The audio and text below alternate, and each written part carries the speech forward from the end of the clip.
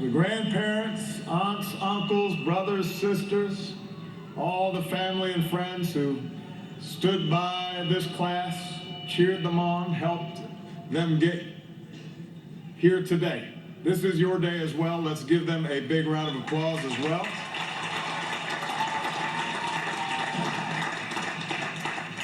I'm not trying to stir up any rivalries here. I just want to see who's in the house. We got Quad, Annex, Drew,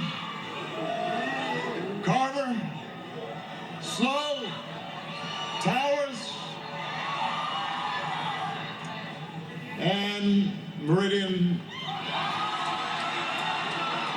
Rest in peace, Meridian. Rest in peace. I know you're all excited today. You might be a little tired as well. Some of you are up all night making sure your credits were in order. Some of you stayed up too late, ended up at Ho Chi at 2 a.m. Got some mambo sauce on your fingers. But you got here.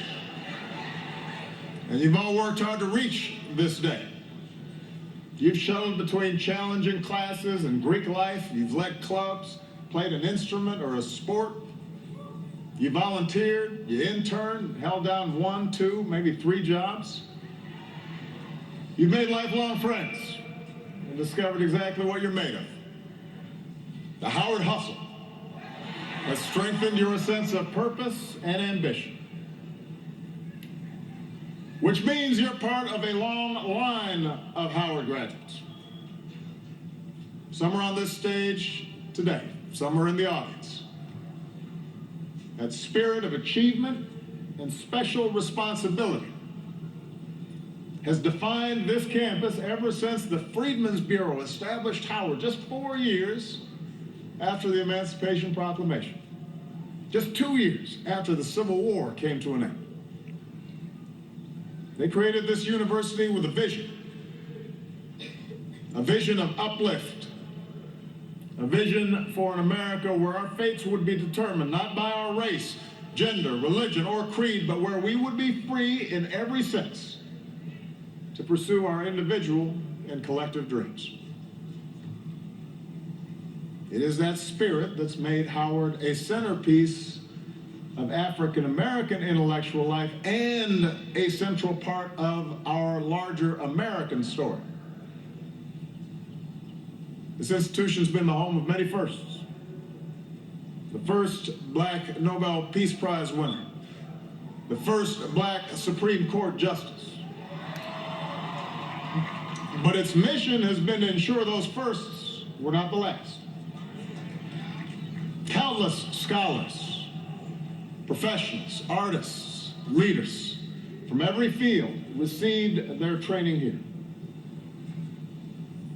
The generations of men and women who walked through this yard helped reform our government, cure disease, grow a Black middle class, advance civil rights, shape our culture.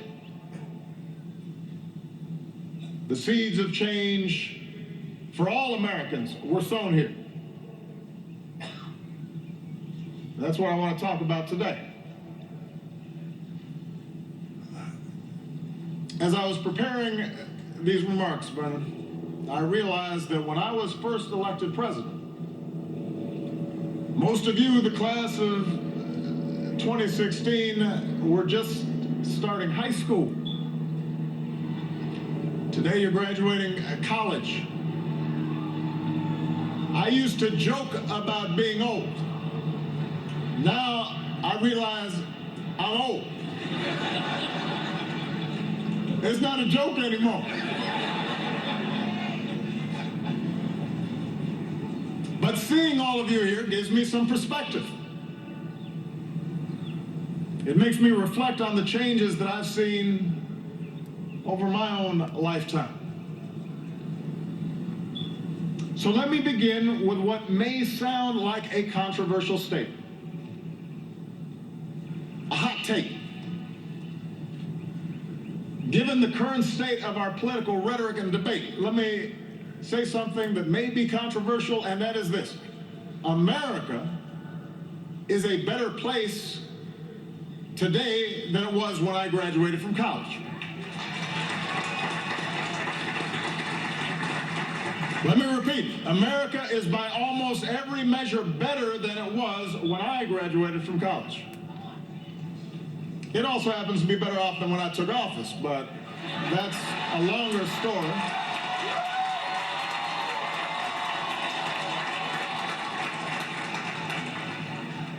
That's a different discussion for another speech. But think about it. I graduated in 1983. New York City, America's largest city, where I lived at the time, had endured a decade marked by crime and deterioration and near bankruptcy. And many cities were in similar shape. Our nation had gone through years of economic stagnation, the stranglehold of foreign oil, a recession where unemployment nearly scraped 11%. The auto industry was getting its clock cleaned by foreign competition. And don't even get me started on the clothes and the hairstyles. I've tried to eliminate all photos of me from this period. I thought I looked good. I was wrong. Since that year, since the year I graduated, the poverty rate is down. Americans with college degrees, that rate is up.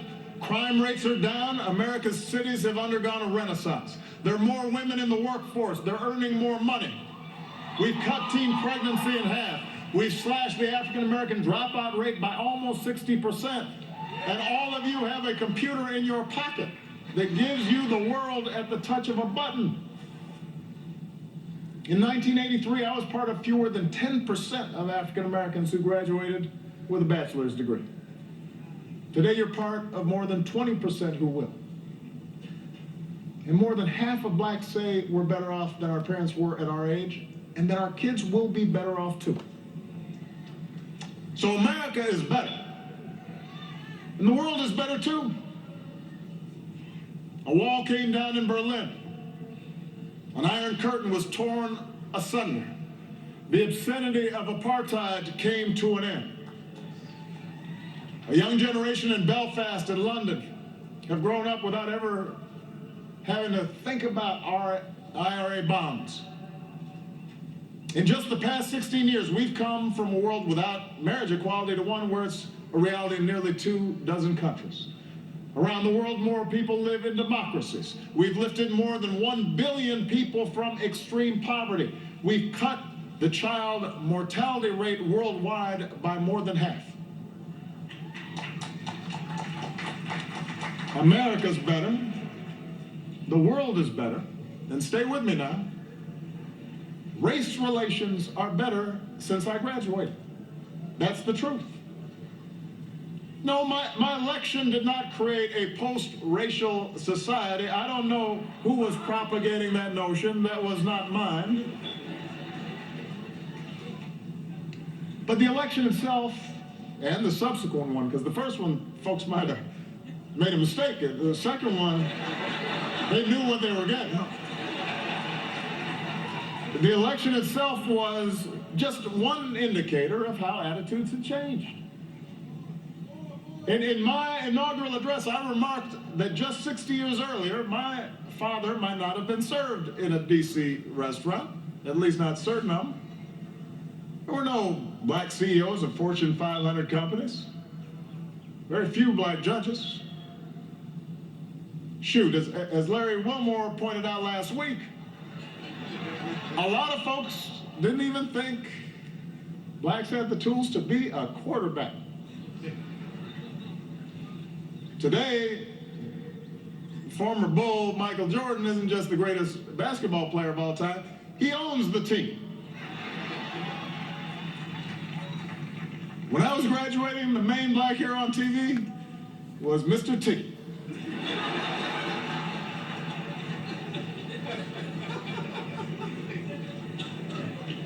Rap and hip-hop were counterculture, underground. Now Shonda Rhimes owns Thursday night, and Beyonce runs the world. We're no longer entertainers, we're producers, studio executives, no longer small business owners, we're CEOs, we're mayors, representatives, presidents of the United States.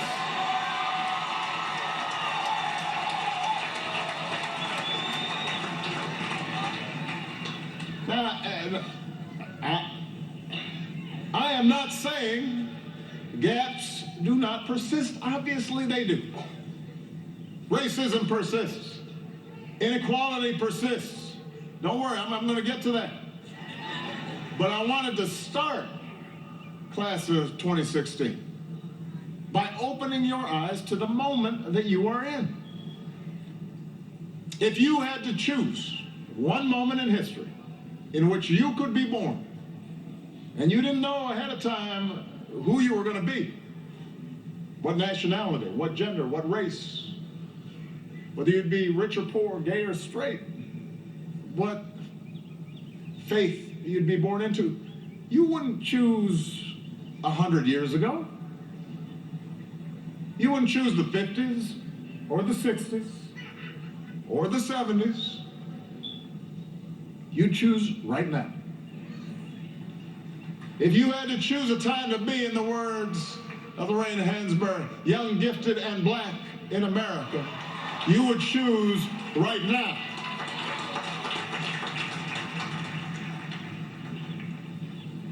I tell you all this because it's important to note progress. Because to deny how far we've come would do a disservice to the cause of justice, to the legions of foot soldiers, to not only the incredibly accomplished individuals who've already been mentioned, but your mothers and your dads and grandparents and great-grandparents who marched and toiled and suffered and overcame to make this day possible. I tell you this not to lull you into complacency, but to spur you into action. Because there's still so much work to do, so many more miles to travel. And America needs you to gladly, happily take up that work. You all have some work to do. So enjoy the party, because you're going to be busy.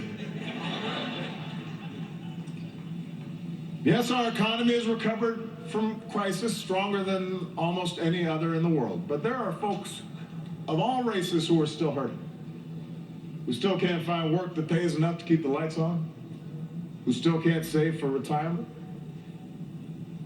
We still got a big racial gap in economic opportunity. The overall unemployment rate is 5%, but the black unemployment rate is almost 9%. We still got an achievement gap when black boys and girls graduate high school and college at lower rates than white boys and white girls. Harriet Tubman may be going on to 20, but we've still got a gender gap when a black woman working full-time still earns just 66% of what a white man gets paid.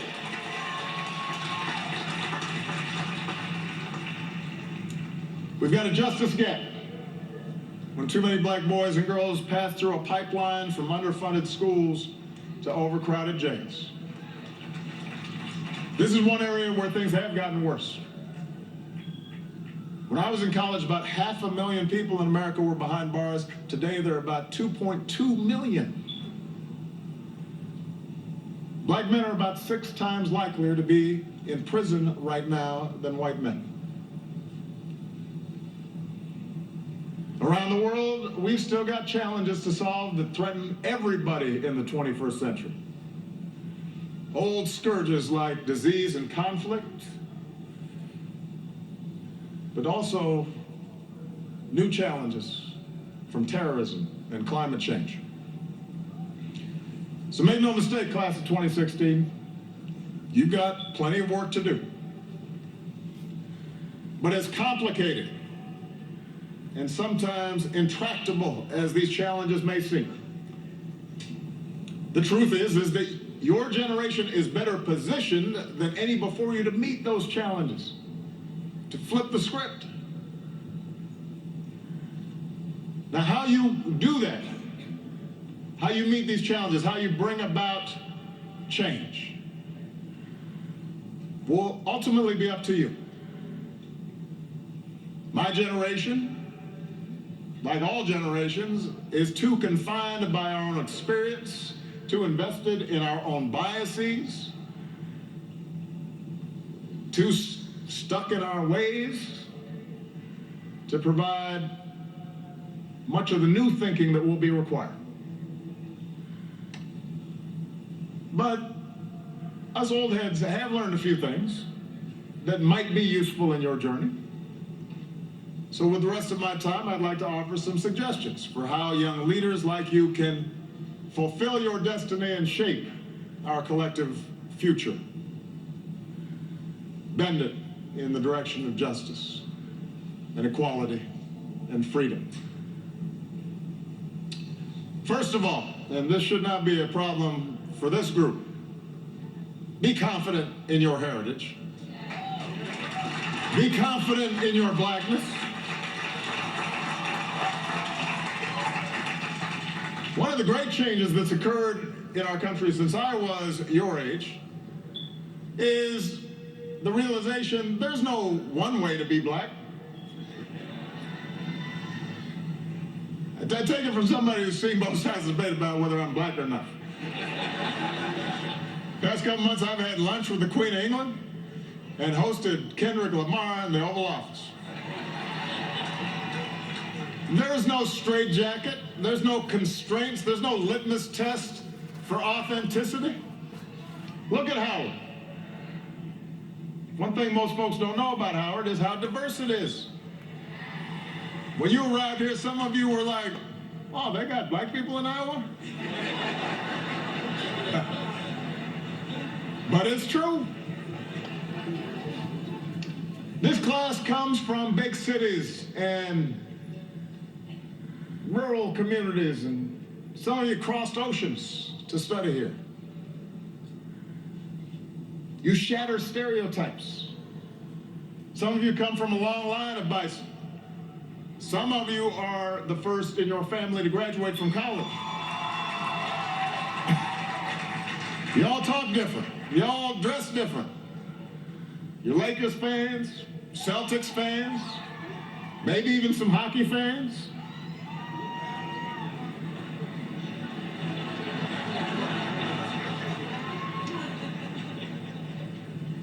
And because of those who come before you, you have models to follow.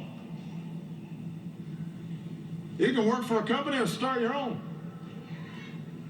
You can go into politics or run an organization that holds politicians accountable. You can write a book that wins the National Book Award, or you can write the new run of Black Panther, or like one of your alumni, Ta-Nehisi Coates, you can go ahead and just do both. You can create your own style, set your own standard of beauty, embrace your own sexuality. Think about an icon we just lost, Prince. He blew up categories. People didn't know what Prince was doing.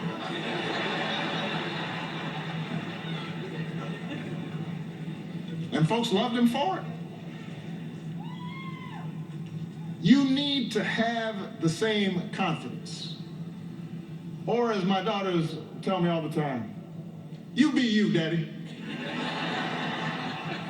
Sometimes Sasha puts a variation on it. You do you, Daddy. And because you're a black person doing whatever it is that you're doing, that makes it a black thing. Feel confident.